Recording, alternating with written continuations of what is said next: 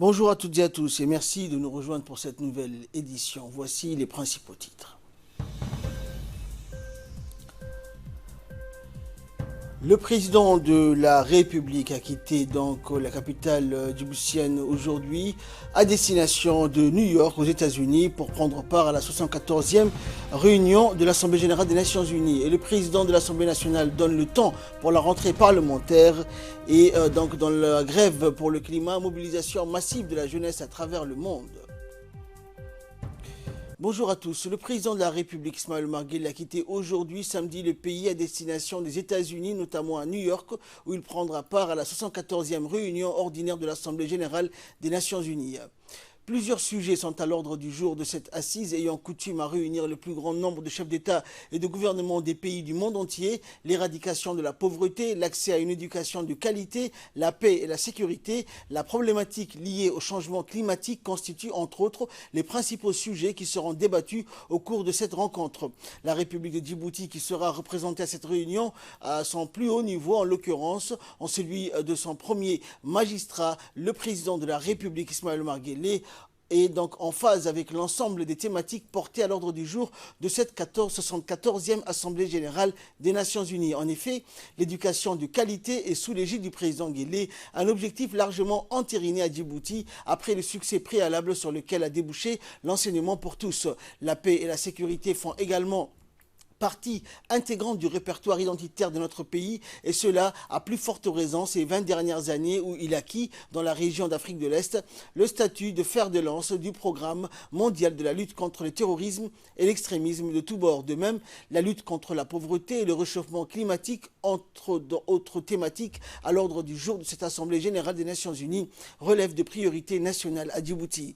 La détermination djiboutienne à prendre à bras le corps les problématiques liées à ces deux derniers domaines, en l'occurrence la lutte contre la pauvreté et contre le changement climatique, sont respectivement perceptibles à travers le fait que la création d'emplois est redéfinie en priorité absolue chez nous et à travers le fait que notre pays entend recourir à une énergie exclusivement propre d'ici 2021. La participation du président Guelleh à l'Assemblée générale des Nations unies sera marquée par une importante allocution qu'il fera à la tribune de cet événement, et comme à l'accoutumée, en marge de ses travaux, donc il s'entretiendra aussi en aparté avec plusieurs de ses homologues chefs d'État et de gouvernement participant, comme lui, à la 74e session de l'Assemblée générale des Nations unies. Une importante délégation comprenant notamment le ministre des Affaires étrangères et de la coopération internationale, Mahmoud Ali Youssouf, et le ministre de l'Urbanisme, de l'Environnement et du Tourisme, Mohamed Abdelkader Moussa Helem, accompagnent le président de la République dans le cadre de sa participation à cette réunion générale des Nations unies.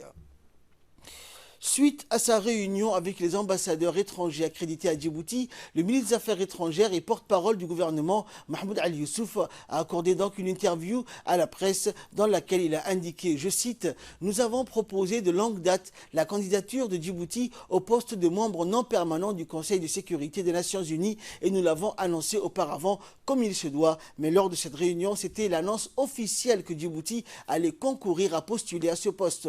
Les efforts se poursuivent actuellement, Djibouti étant toujours candidate. Comme vous le savez, il y a 15 sièges au Conseil de sécurité des Nations unies, dont 5 permanents et 10 non permanents. Et parmi ces 10 sièges, sur les 3 qui reviennent donc à l'Afrique, Djibouti partage un siège par alternance avec l'Afrique orientale et australe.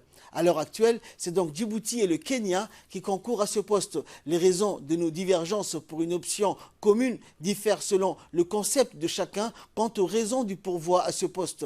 Notre conception repose pour une alternance régulière de la représentation continentale auprès du Conseil de sécurité des Nations unies, alors que pour de nombreux pays africains qui ont opté pour le Kenya, le mandat du dernier pays en poste doit être renouvelé de façon quasi automatique.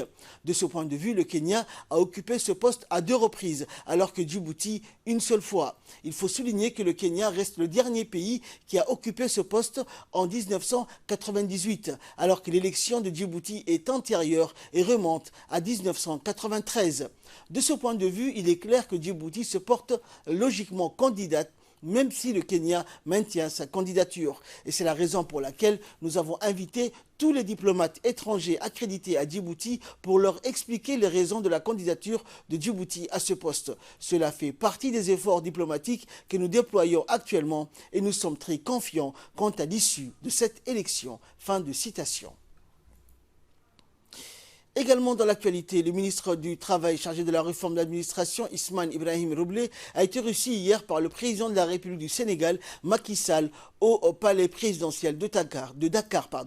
Le ministre djiboutien, en sa qualité d'envoyé spécial, a remis un message adressé par le président de la République de Djibouti, Ismaël Omar Guelleh, à son homologue et frère Macky Sall. Il y a lieu de souligner que le message remis par le ministre du Travail djiboutien portait sur une requête officielle djiboutienne de soutien de la candidature de notre pays pour un siège de membres non permanents du Conseil de sécurité des Nations Unies pour la période 2021-2022.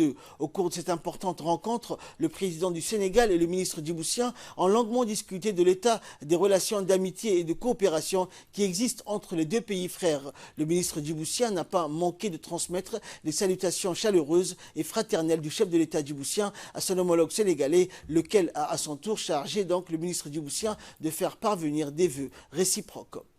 Et je vous propose à présent de suivre pour plus de précisions l'intervention du ministre du Travail. J'ai été reçu par son Excellence le Président de la République du Sénégal, M. Macky Sall, aujourd'hui en audience.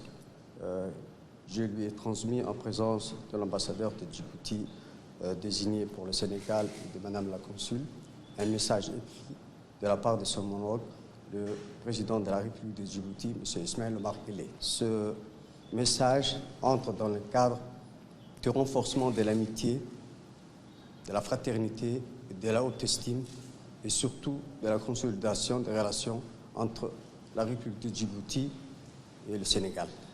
Il avait trait tout particulièrement à la sollicitation de la République de Djibouti de l'appui du Sénégal à sa candidature pour le siège du Conseil de sécurité pour la période 2021-2022. Nous avons eu avec le président de la République des échanges francs et directs, sincères, qui ont permis d'avoir une convergence de vues par rapport à ce sujet, et il nous a assuré le soutien du Sénégal pour Djibouti. Donc on l'a remercié et nous comptons beaucoup sur ce soutien appréciable quand on sait le rôle prépondérant du Sénégal sur la scène régionale, continentale et même internationale. Et donc nous en sommes fiers et c'est sans équivoque, Inch'Allah, le Sénégal soutiendra Djibouti dans sa quête pour ce siège au niveau du Conseil de sécurité. Sous la présidence de Mohamed Ali Mohamed, président de l'Assemblée nationale, les membres du bureau de l'Assemblée nationale ont tenu ce week-end une réunion afin de mettre en exergue les priorités de l'institution pour la rentrée parlementaire prévue pour le 1er octobre 2019. Durant cette réunion, le président Mohamed a insisté sur la mise en œuvre des objectifs planifiés et leur exécution dans les délais impartis. Il s'agit entre autres et en priorité de l'organisation des ateliers dans le cadre des projets de renforcement des capacités de l'Assemblée nationale qui sera réalisé en partenariat avec l'Union européenne et l'Union interparlementaire, l'accueil de la délégation parlementaire, membre du groupe d'amitié Djibouti-France, et la préparation de la journée d'ouverture du Parlement ce 1er octobre 2019, ainsi que les réunions relatives à la tenue de la session budgétaire, la prise des dispositions nécessaires pour l'organisation prochaine des caravanes parlementaires dans les régions de l'intérieur. Et enfin, les membres du bureau ont exprimé leur satisfaction quant au dépôt à temps par le ministre du Budget du projet de loi de finances portant règlement définitif du budget de l'État de l'exercice 2018 et du projet de loi de finances portant budget rectificatif de l'État pour l'exercice 2019. Par ailleurs, le président a tenu une seconde réunion avec le personnel de l'administration parlementaire. Lors de cette rencontre, le président Mohamed a rappelé les cadres supérieurs à prendre leurs responsabilités dans l'exercice de leurs fonctions respectives. Le secrétaire d'État à la jeunesse et au sport, Hassan Mohamed Kamel, a offert un dîner pour les requins de Djibouti, l'équipe nationale, au Djibouti Palace Kempinski, hier soir donc, et a abrité donc un dîner organisé par le secrétaire d'État pour les joueurs et les techniciens qui se sont qualifiés pour la phase de poule de la Coupe du Monde de Qatar 2022. Cette réception a vu la participation des membres et de nombreuses personnalités, dont notamment le ministre de la Santé, Mohamed Warsama, du commissaire au plan et à la statistique, Amar Saïd, ainsi que plusieurs autres invités. L'histoire témoigne à juste titre de l'importance du sport et notamment du football comme facteur de cohésion sociale, puisque participant à la création d'un récit national. Et comme tenait à le rappeler l'historien Fabien Archambault, le sport occupe une place de choix dans le processus de construction des identités nationales, et le spectacle sportif qui se caractérise par des flux d'images alimente des systèmes de représentation d'une grande stabilité. En d'autres termes, les exploits sportifs constituent un corpus historique dans lequel la communauté nationale vient puiser. Dès lors, dans un contexte de forte tension, le football peut jouer un lien entre les individus, mais aussi entre les hommes et leur nation.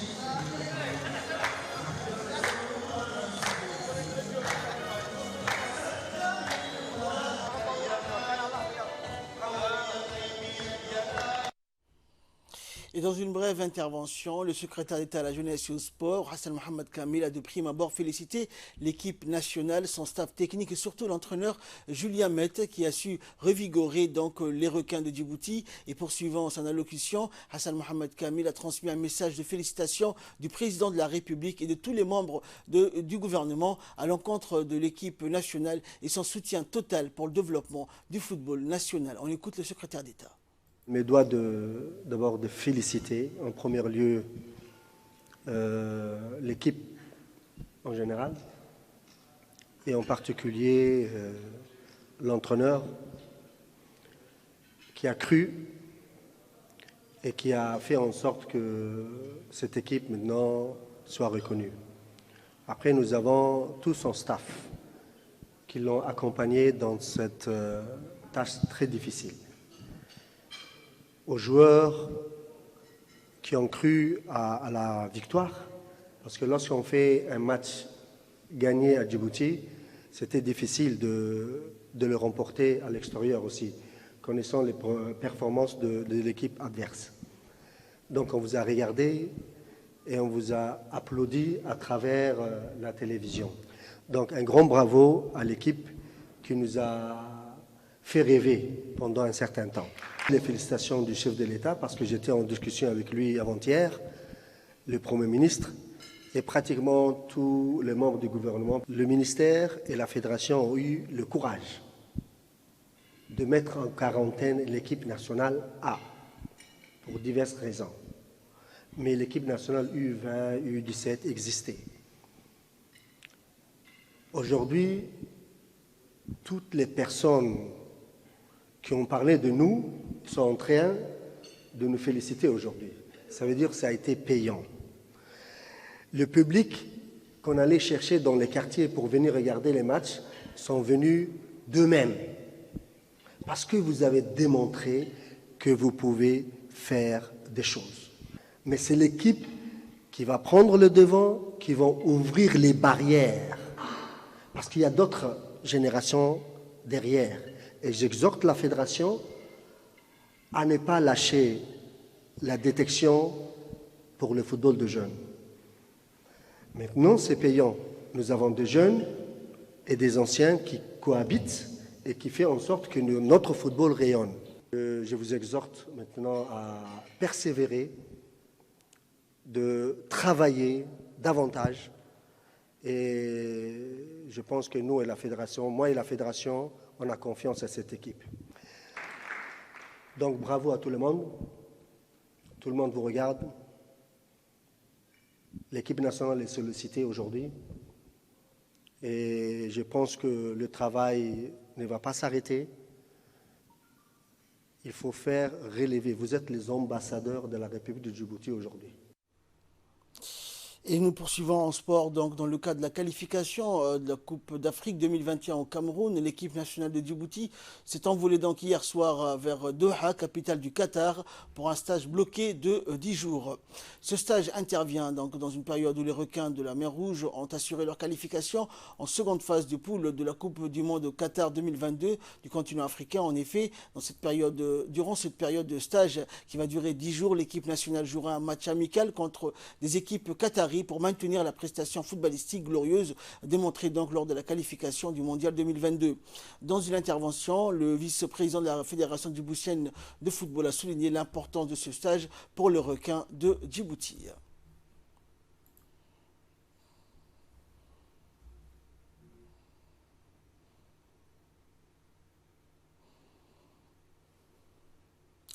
Également dans l'actualité, la deuxième réunion du groupe de travail de l'autorité intergouvernementale sur le développement sur la mer Rouge et le golfe d'Aden s'est tenue à Djibouti donc, du 15 au 18 septembre. Le groupe du travail donc composé de 3 candidats nommés de chaque État membre a établi en vertu de la décision de la 46e session du Conseil des ministres de l'IGAD tenue le 27 février dernier. L'équipe spéciale a rappelé la nécessité de renforcer la coopération pour exploiter les possibilités et atténuer les problèmes qui se posent en mer Rouge et dans le golfe d'Aden.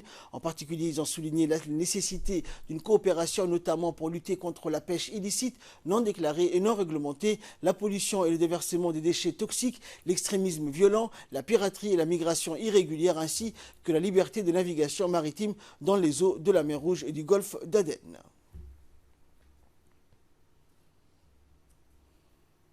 C'était l'appel à la prière d'Al-As. Nous retrouvons la suite de notre journal.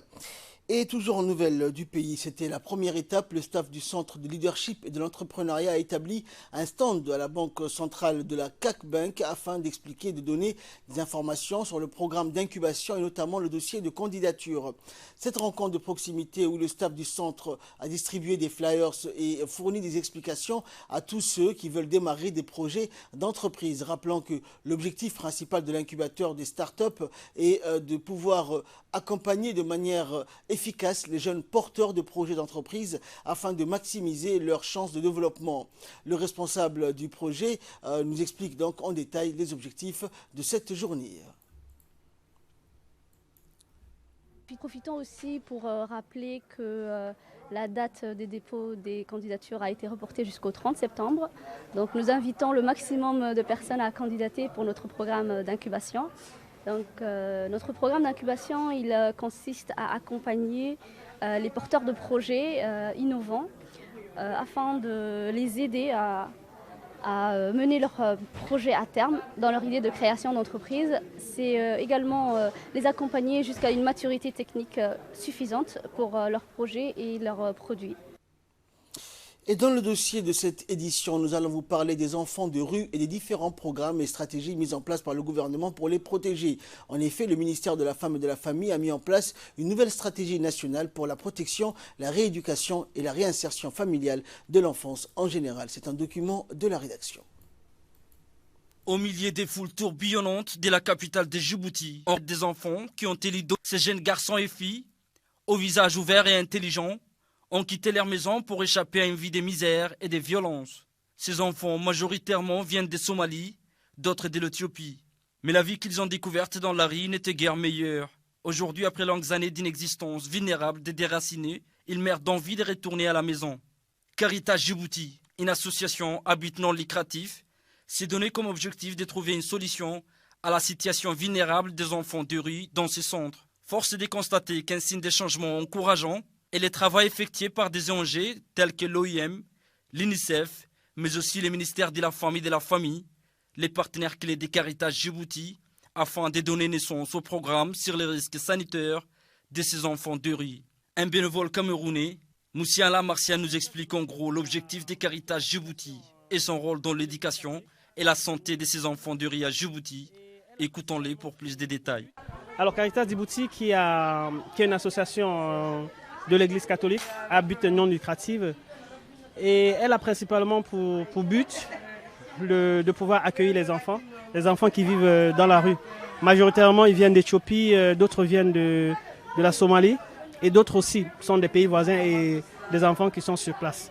Alors Caritas, c'est un centre qui essaie de leur donner, premièrement, un milieu où ils peuvent se reposer, un milieu où ils peuvent se poser et respirer un tout petit peu.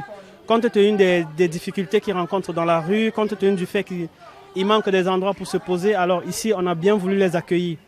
Et pour ça, nous avons mis sur pied différentes activités et qui pourraient contribuer au bien-être de ces enfants. Alors nos activités, nous commençons à 7h30, nous les accueillons, nous leur donnons une douche pour qu'ils soient présentables, nous changeons leurs vêtements. Nous faisons aussi un rassemblement pour pouvoir les donner les initiatives et les règles à suivre de la journée. À midi, à partir de midi, tous les jours, ils ont un déjeuner. Et le soir, ils ont un goûter. Le déjeuner, généralement, c'est un repas complet qui puisse les permettre d'être à l'aise parce qu'on se dit que ça peut être leur unique repas de la journée. Pour cela, il y a beaucoup de choses qui sont faites et nous sollicitons beaucoup. Nous avons beaucoup de partenaires, le HCR, l'OIM, le ministère de la Femme et la police aussi et tout. Donc, je peux oublier certains organismes. Alors, durant cette écoute, justement, on essaie de demander à l'enfant quels sont ses projets. On essaie de créer justement ce climat de confiance où il peut nous confier beaucoup de choses et à partir de là, on peut voir si on peut, à quel niveau se situe sa difficulté, son problème et l'aider. Pour les adolescents qui ont un certain âge, il y a les centres de formation des petits métiers comme la menuiserie, l'électricité, froid et climatisation et autres. On leur permet justement d'apprendre le petit métier pour pouvoir rentrer dans la société, pouvoir travailler et pouvoir gagner l'argent d'eux-mêmes. Caritas Djibouti travaille avec les enfants de rue, l'OIM et l'UNICEF depuis à peu près 10 ans. Cette association a principalement comme objectif de pouvoir accueillir ces enfants vulnérables qui traînent dans la rue, les loger, les nourrir, mais aussi également les assister, les accompagner dans leurs activités sportives, a souligné M. Mohamed Ahmed. Rappelons que le ministère de la Femme et de la Famille a mis en place une nouvelle stratégie nationale pour la protection, la rééducation et la réinsertion familiale sur l'enfance qui joue un rôle essentiel pour persuader la société d'être plus tolérante à l'égard des enfants en général et c'est des enfants de rue en particulier.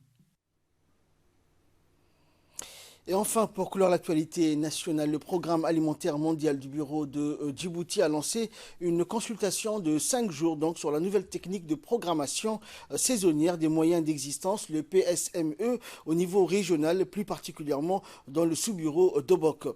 Cet outil de planification donc, qui rassemble les besoins et les expériences locales et a pour objectif d'améliorer l'identification des besoins, la coordination, planification et l'exécution des programmes et les interventions donc multisectoriel pour enfin renforcer ou développer les plans gouvernementaux. La PSME a pour but de concevoir et d'harmoniser des plans opérationnels flexibles et à long terme pour toutes les parties prenantes. Elle fournit enfin les bases et de la programmation de la résilience en associant les interventions humanitaires et de développement. Et en nouvelles du monde, à présent, fermeture de la frontière avec le Nigeria, l'économie béninoise asphyxiée. Des champs de tomates abandonnés à leur propre sort, symbole donc d'une agriculture à peine. La suite donc dans ce commentaire avec Fardous Hussein. Tomates abandonnés à leur propre sort, symbole d'une agriculture à la peine, les agriculteurs béninois payent le lourd tribut de la décision du Nigeria de fermer ses frontières avec le Bénin et le Niger. Dans ces champs, des dizaines de paniers de tomates pourrissent depuis des semaines, une catastrophe pour les autorités de Cotonou, encore plus pour les producteurs. Le Nigeria a annoncé sa décision de fermer ses frontières le 19 août à Abuja, accuse ses voisins de mal gérer leurs douanes. Poulets surgelés, riz, tissus, mais aussi des voitures arrivent au port de Cotonou, taxées au Bénin avant d'être acheminées souvent illégalement chez les voisins nigérians. De l'autre côté, le Bénin importe toujours en contrebande du carburant pourtant subventionné au Nigeria. La fermeture des frontières est aussi dure à encaisser pour les trafiquants. Malgré les plaintes du tissu économique béninois, le contrôleur général des douanes du Nigeria a récemment annoncé que les frontières seront fermées jusqu'à ce que le Bénin et le Niger contrôlent ce qui se passe par les frontières et ce conformément aux lois. Et nous allons parler climat, urgence climatique, mobilisation donc de milliers de jeunes à travers le monde. C'est une vague historique et mondiale de manifestations pour la défense du climat. Des centaines de milliers d'élèves et d'étudiants se sont mis en grève hier vendredi pour marcher dans les rues de Londres, Berlin et Paris et plein d'autres villes du monde. À Varsovie, en Pologne, des jeunes ont dénoncé l'inaction et la désinvolture de leur gouvernement. Le changement commence par vous, explique une autre dans le cortège. Nous pouvons donc faire face aux politiques et leur montrer que les jeunes ne veulent pas du changement climatique et que nous sommes en colère. Même si le monde parvenait à limiter le réchauffement de la planète à plus de 2 degrés Celsius par rapport à l'ère pré-industrielle, l'augmentation du niveau de mer pourrait submerger les foyers de plus de 280 millions de personnes selon un projet de rapport des experts du climat de l'ONU. Et enfin, plusieurs migrants ont été tués par balle, une situation donc qui est inacceptable pour Bruxelles. L'Union européenne dénonce la mort par balle d'un migrant soudanais en Libye. Le drame a eu lieu jeudi alors que les gardes-côtes libyens ont forcé un groupe d'une centaine de migrants à regagner un camp de détention provisoire. Plusieurs hommes ont tenté de s'échapper. Les gardes-côtes disent avoir tiré en l'air, mais la victime a été touchée au ventre. Depuis 2015, l'Union européenne aide la Libye à empêcher les migrants à traverser la Méditerranée. Selon l'Organisation mondiale pour les migrations, 5200 personnes sont aujourd'hui enfermées dans des centres de détention en Libye. C'est tout pour ce journal. Merci de l'avoir suivi. Excellent après-midi sur Télé Djibouti.